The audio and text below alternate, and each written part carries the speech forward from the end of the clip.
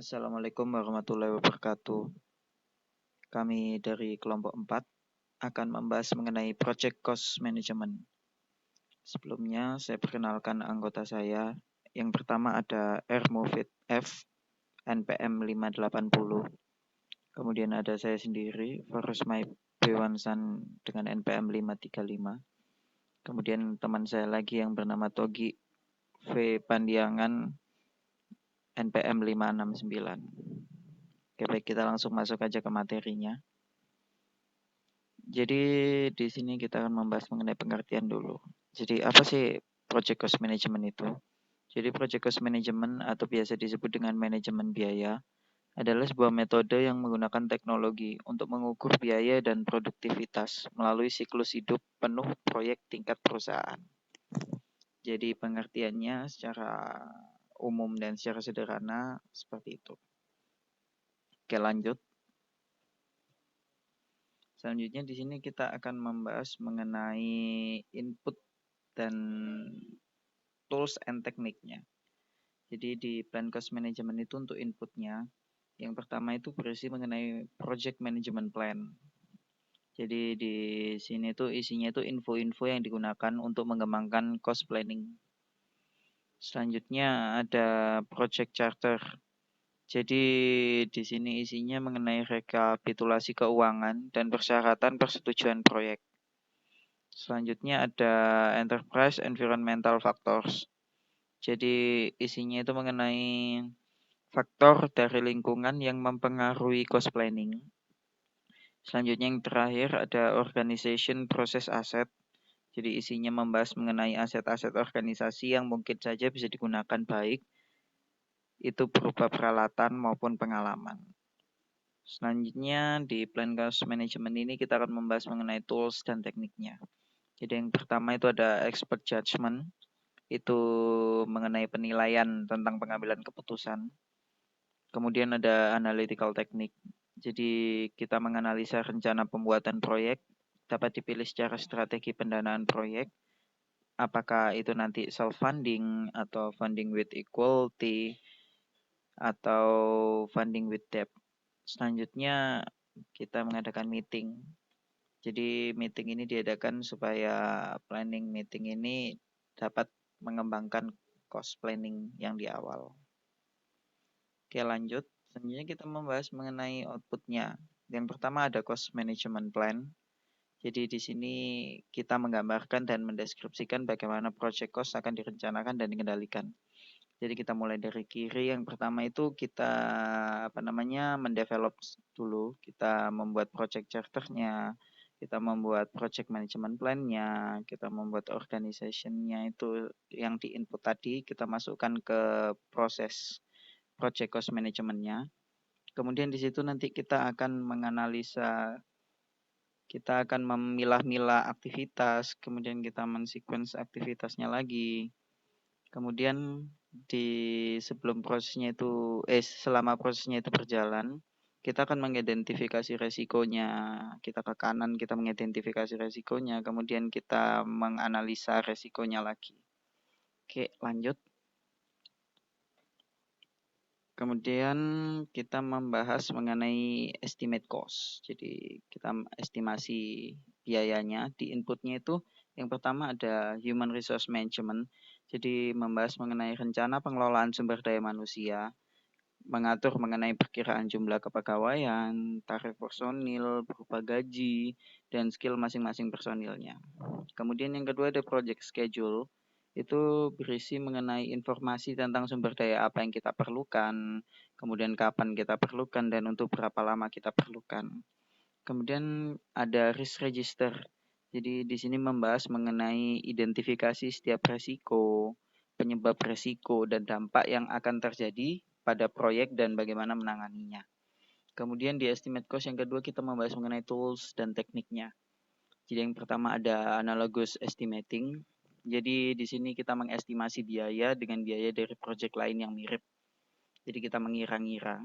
Kemudian ada parametric estimating. Jadi kita memanfaatkan karakteristik proyek sebagai parameter dalam model matematika.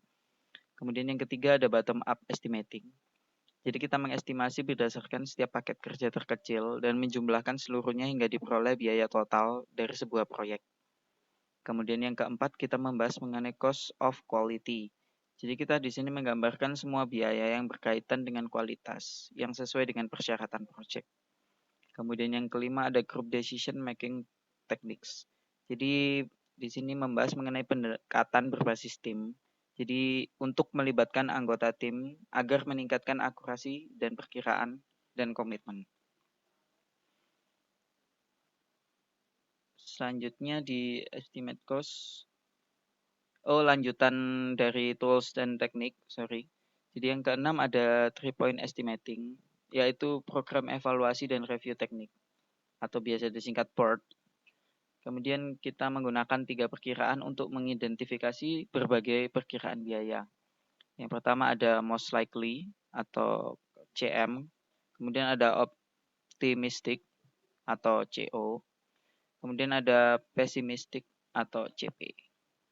Jadi C-nya itu cost, dan kemudian yang terakhir ada analisis PERT atau CE atau expecting. Jadi kita rumusnya itu menggambarkan seperti ini untuk analisis PERT-nya.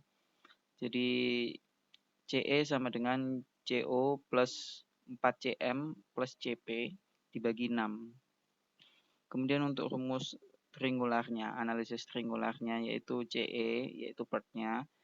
Rumus PERT-nya itu dari CO plus CM plus CP dibagi 3. Lanjut, dari estimate cost, kita membahas mengenai outputs-nya.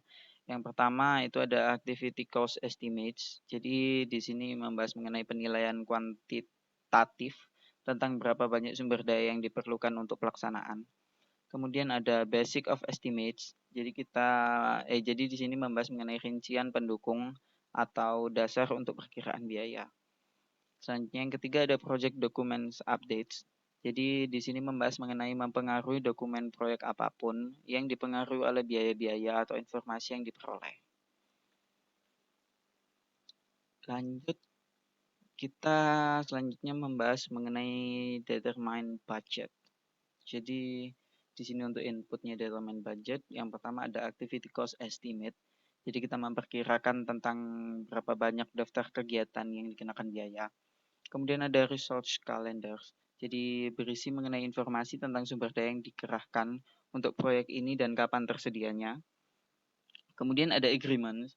Jadi menentukan budget-budget yang merujuk pada agreements info maupun cost yang berhubungan dengan produk, service, atau hasil. Selanjutnya untuk tools dan teknik dari determine budget sendiri, yang pertama ada cost aggregation, yaitu mengagregasi biaya dari tingkat aktivitas ke tingkat paket pekerjaan.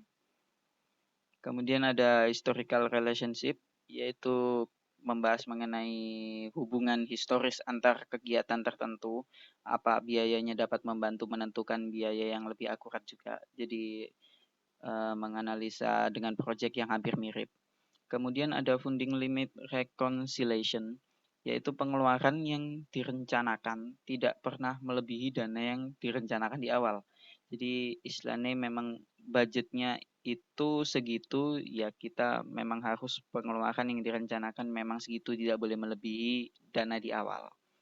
Selanjutnya untuk outputnya dari determine budget, yang pertama ada cost baseline, yaitu menggambarkan estimasi biaya dengan tanggal jatuh temponya untuk paket pekerjaan yang dikenakan biaya. Lanjut. Selanjutnya kita membahas mengenai control cost. Jadi untuk inputnya control cost ada work performance data, yaitu menggambar status dan biaya kegiatan proyek pada saat ini hingga akhir yang mencangkup proyek dari awal sampai dengan selesai. Kemudian untuk tools dan teknik dari control cost sendiri, yang pertama ada performance review, yaitu kinerja dinilai dalam hal biaya, jadwal, kinerja teknis, dan resikonya. Kemudian yang kedua ada project management software, yaitu perangkat lunak yang dirancang khusus untuk membantu dalam perencanaan, pemantauan, dan pengendalian kinerja proyek, termasuk kinerja biaya. Kemudian yang terakhir ada reserve analysis, yaitu membahas mengenai analisis cadangan untuk mengantisipasi hal-hal lain selama penggunaan budget proyek. Selanjutnya untuk output dari control cost sendiri, yang pertama ada work performance information.